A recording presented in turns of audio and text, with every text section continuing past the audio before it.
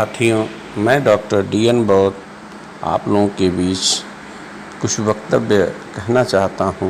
इसे ध्यान से सुनें और अमल करें जीवन में। साथियों, माँ की महिमा अपरंपार है हर बेटे के लिए।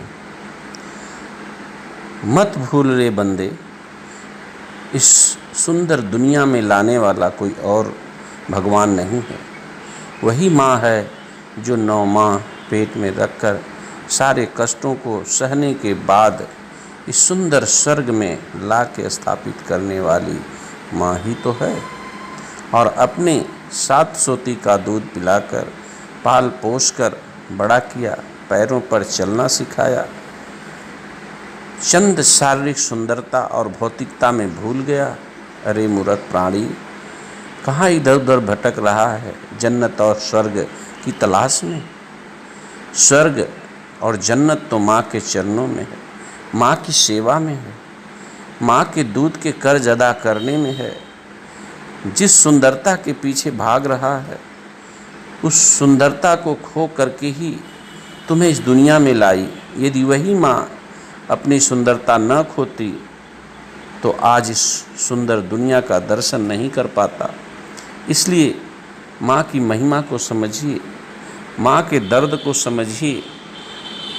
माँ एक आशा है, इसलिए उसकी आशा को निराशा न कभी करना। कहते हैं माता ही गुरु, पिता ही गुरु, माता पिता ही परमेश्वराय। गुरु साक्षात प्रकृति रूपा, तस्मै गुरुदेव नमः। अर्थात माता पिता ही परम ईश्वर हैं, गुरु हैं, मार्गदर्शक हैं और यह प्रकृति रूप में आपको हमेशा दिखने वाले, आपकी मदद करुणा दयाशील बरसाने वाले हैं। इसलिए हर औलाद के लिए माँ ही प्रथम गुरु है, करुणा दया की सागर है। हर बेटे के लिए यह देखना और समझना और सुनने की बात है। एक बार एक औरत अपने पति के साथ जा रही थी। अचानक उसकी बाइक किसी बड़ी गाड़ी से टक्कर खा गई और औरत बाइक से गिरी गई और पति को भी चोट लगी। औरत को चोट लगी और वह बेहोश हो गई। बेटा दूर किनारे गिरा, नन्हा मुन्ना। जनता ने उठाया और पानी का छींटा मारकर उसे होश में लाया। औरत जब होश में आती है, उसे काफ़ी चोट है। पहले पूछती है मेरा बेटा कहाँ है, उसे कहीं चोट तो नहीं लगी, कहाँ है। यही माँ की ममता करुणा दर्शाती है कि माँ की ममता पति से भी ज़्यादा बेटे औलाद में होती है। इसलिए उन पढ़े लिखे लोगों से निवेदन है, करबद्ध विनती है, माँ को उसके बुढ़ौती में जब वो बेसहारा होती है, माँ बाप उसे अनाथ मत बनाना, अनाथालय वृद्धाश्रम मत भेजना। माँ बाप की छाया दया आशीर्वाद हमेशा आपको महफूज सुरक्षित रखेगा, हर आपदा से बचाएगा। यही है स्वर्ग, माँ की चरणों में। और माँ से नफ़रत पैदा करने वाला, माँ से दूर रहने वाला नरक की तरफ ले जाता है। जीवन में सेवा भाव ही मानव के अंदर करुणा दयाशील सदाचार ही व्यक्ति के अंदर पैदा करती है माँ।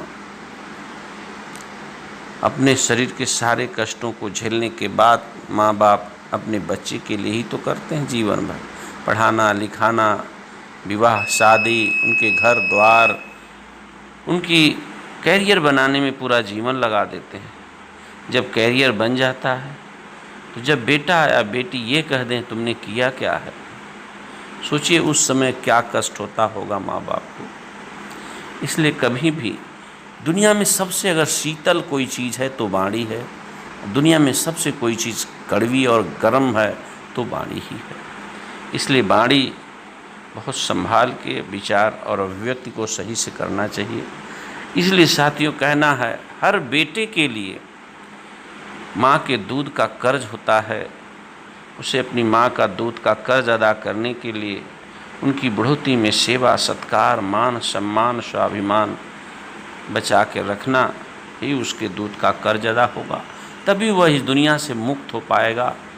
अपने जो किए हुए उनकी आशा है वही आशा को पूर्ण कर पाएगा। इसलिए माँ की ममता को हमेशा तिरस्कृत न करें, मान सम्मान दें, क्योंकि वह मरने के बाद भी वो आपके लिए ही काम करती है, सब कुछ दे के जाती है माँ बाप इस दुनिया में। इसलिए माँ की महानता कम नहीं है।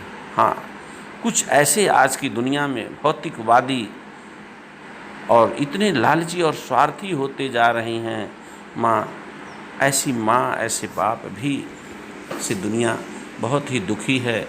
इसलिए ऐसी माँ बाप से भी आशा है कि वह अपने बच्चे और परिवार को अंधकार से प्रकाश की ओर लाएं। जो माँ बाप पैदा तो कर देते हैं लेकिन अंधकार से प्रकाश की ओर नहीं लाते हैं, वही माँ बाप घृणित और अपमानजनक होते हैं।